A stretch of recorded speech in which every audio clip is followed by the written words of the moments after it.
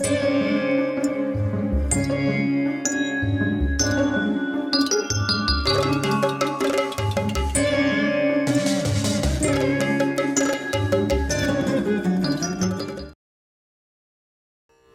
వెళ్ళిరా, ఆరోగ్యంగా వెళ్ళిరా.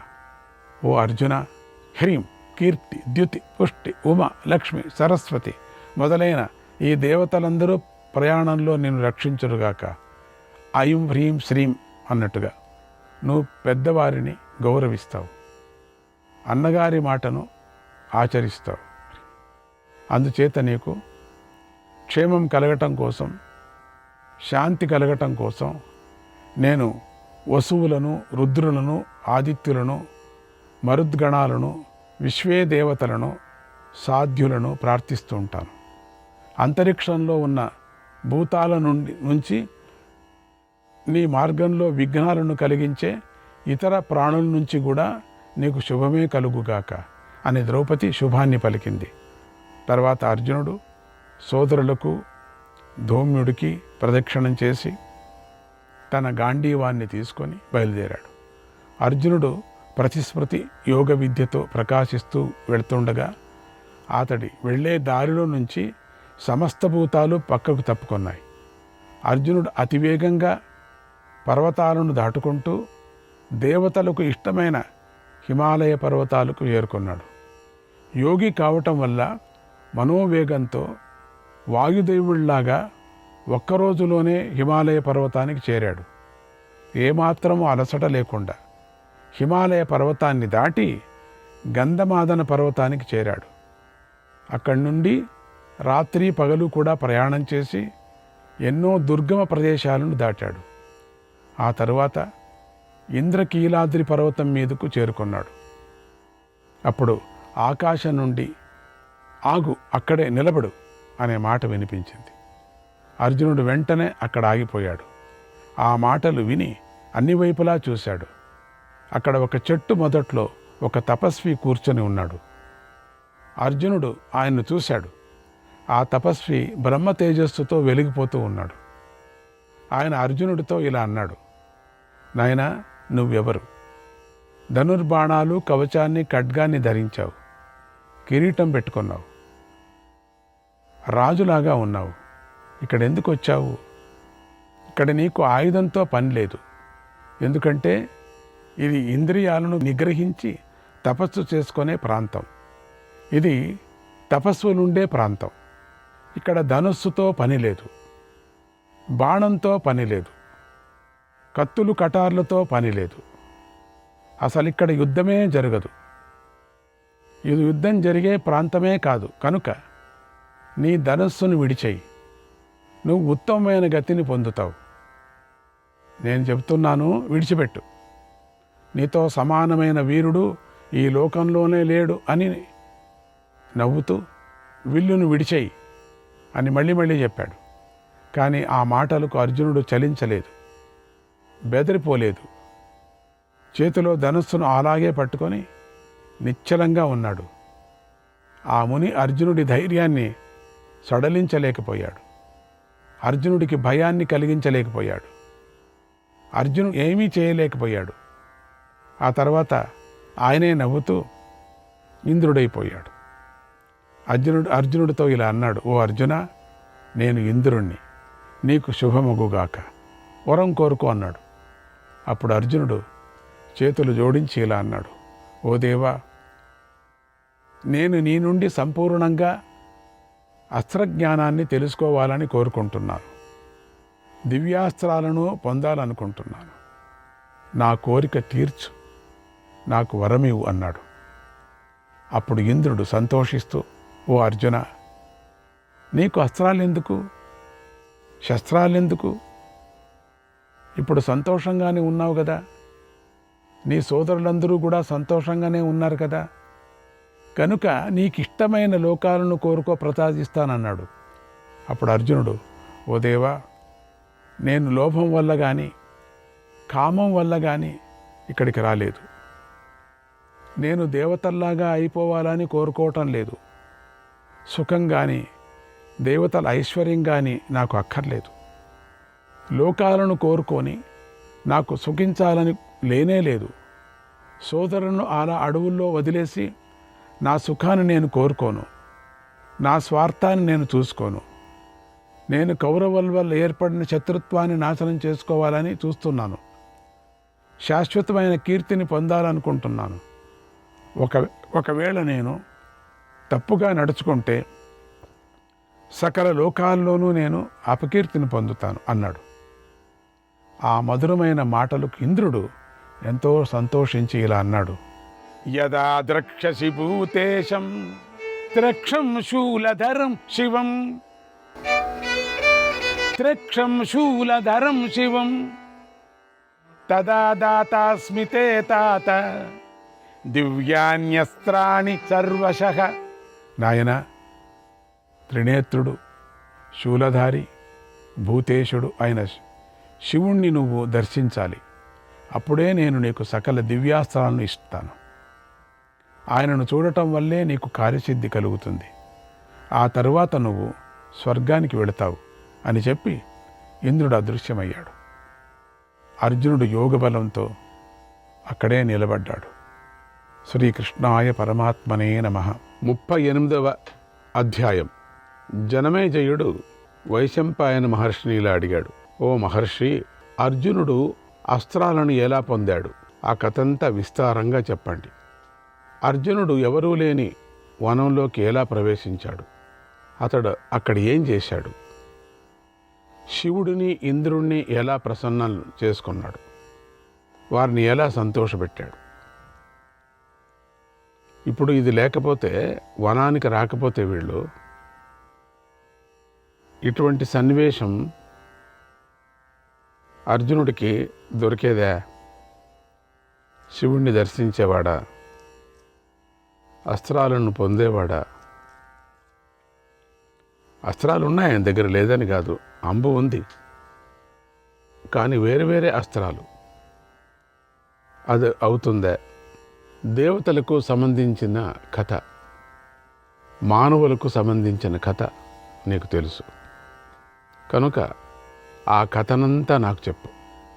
అర్జునుడు యోధులలో గొప్పవాడు. శివుడితో చేసిన యుద్ధం అసాధారణమైనది, అద్భుతమైనది. దానిని విని మిగిలిన పాండవులే ఎంతో ఆశ్చర్యపోయారు.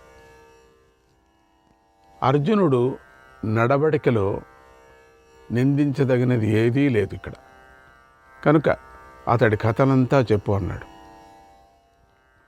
అప్పుడు వైశంపాయన మహర్షి, ఓ మహారాజా, అర్జునుడి యొక్క కథ దివ్యమైనది, అద్భుతమైనది. ఇది విన్నవాళ్లకు, భక్తితో విన్నవాళ్ళకి ప్రవాహం భయం ఉండదు అని చెప్తారు. శివుడు, అర్జునుడు ఎలా కలుసుకున్నారో వారి యొక్క సమాగమం గురించి చెబుతున్నాను. జాగ్రత్తగా విను. ధర్మరాజు ఆదేశం వల్ల అర్జునుడు శివుణ్ణి దర్శించాలని బయలుదేరాడు. గాంధీవాన్ని, ఖడ్గాన్ని తీసుకొని ఉత్తర దిక్కు వైపు గల హిమాలయ పర్వతం దగ్గరికి వెళ్ళాడు. ఉత్తర దిక్కు హిమాలయ పర్వతాలకి. అక్కడ తపస్సు చేసుకోవాలని సంకల్పించాడు.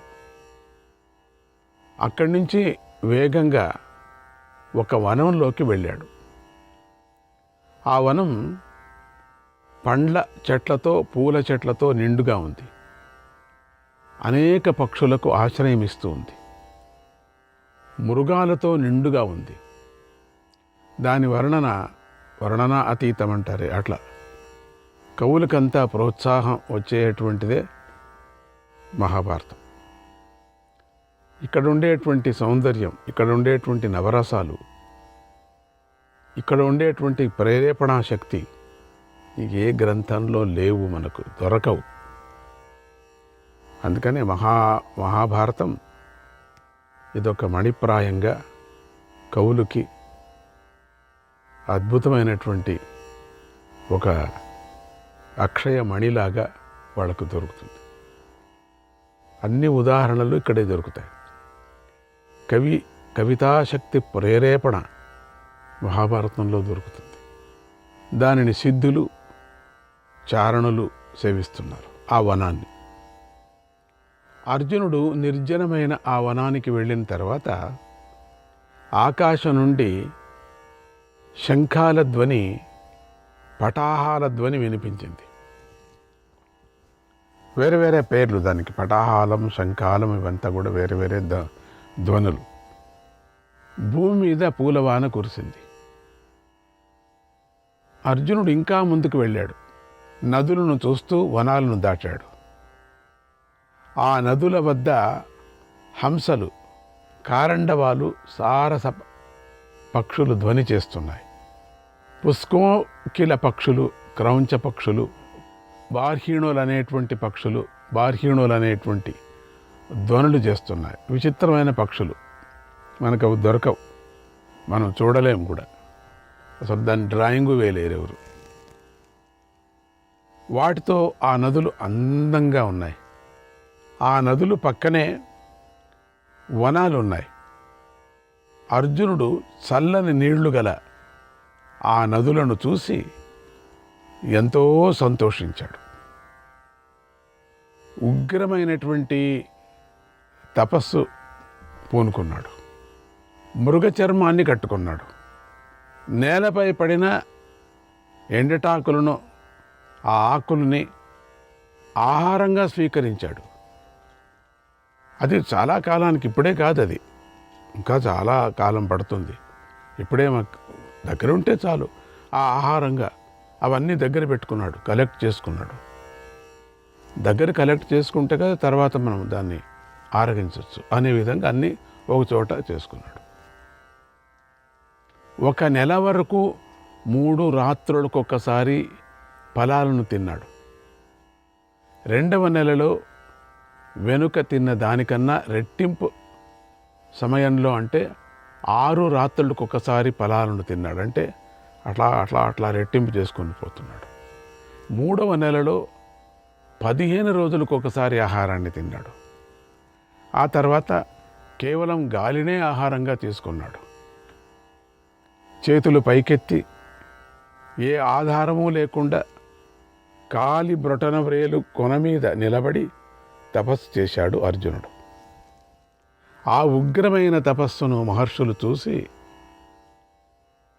శివుడికి చెప్పాలని కైలాసానికి వెళ్ళారు. అక్కడ మహర్షులు శివుడికి నమస్కారం చేసి ఇలా చెప్పారు: ఓ ప్రభు, కుంతీ కుమారుడైనటువంటి అర్జునుడు ఉగ్రమైన తపస్సును చేస్తున్నాడు. అతడి కోరిక ఏమిటో మాకు తెలియటం లేదు. దేనికి తపస్సు చేస్తున్నాడో తెలియటం లేదు. మమ్మల్ని అందరినీ కూడా తీవ్రమైన తపస్సుతో తప్పింపజేస్తున్నాడు. ఆ తపస్సు మేము తట్టుకోలేకపోతున్నాం. ఆ తపోగ్ని వేడిని మేము తట్టుకోలేకపోతున్నాం.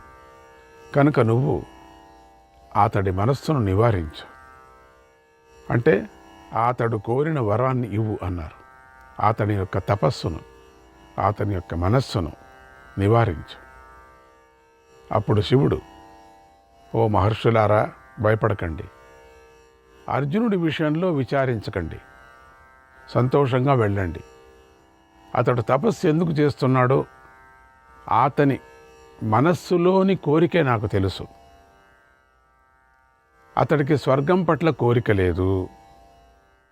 అతడు ఐశ్వర్యము, ఆయస్సు కోసం తపస్సు చేయటం లేదు. అందుచేత అతడి కోరింది నేను ఈరోజే ఇప్పుడే ప్రసాదిస్తాను, మీరు వెళ్ళండి అన్నాడు. ఆ మాటలు విని మహర్షులందరూ ఎంతో సంతోషించి తమ తమ నివాసాలకు వెళ్ళారు. శ్రీకృష్ణాయ పరమాత్మనే నమః. 39వ అధ్యాయం. మునీశ్వరులందరూ వెళ్ళిపోయిన తర్వాత పినాకపాణి అయిన మహాశివుడు కిరాత వేషాన్ని ధరించాడు. మేరు పర్వతంలాగా ప్రకాశిస్తూ ఉన్నాడు. ధనస్సును పట్టుకొని, సర్పాల వంటి బాణాలను తీసుకొని, అగ్నిలాగా వెలిగిపోతూ మహావేగంతో భూమి మీదకి వచ్చాడు. ఆ శివుడు యొక్క రూపమే అద్భుతమైంది. ఆ కొరవంజి రూపం చూడటానికి చాలా బాగుంటుంది. భయంకరంగానే ఉంటుంది.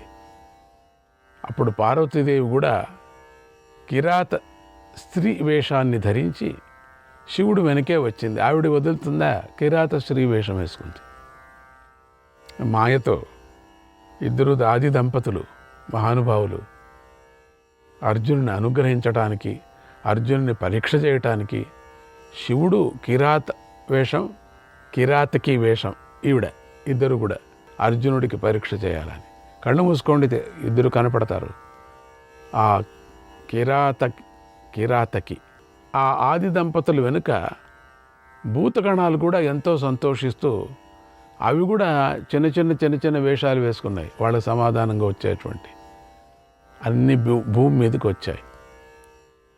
ఎంతోమంది దేవి గణాలు కూడా కిరాత స్త్రీలుగా వేషాలు ధరించి వచ్చారు. వాళ్ళు కూడా అందరికీ సరదా అనిపించింది, ఏదో బాగుంది ఇది అని చెప్పేసి. శ్రీకృష్ణాయ పరమాత్మనే నమః.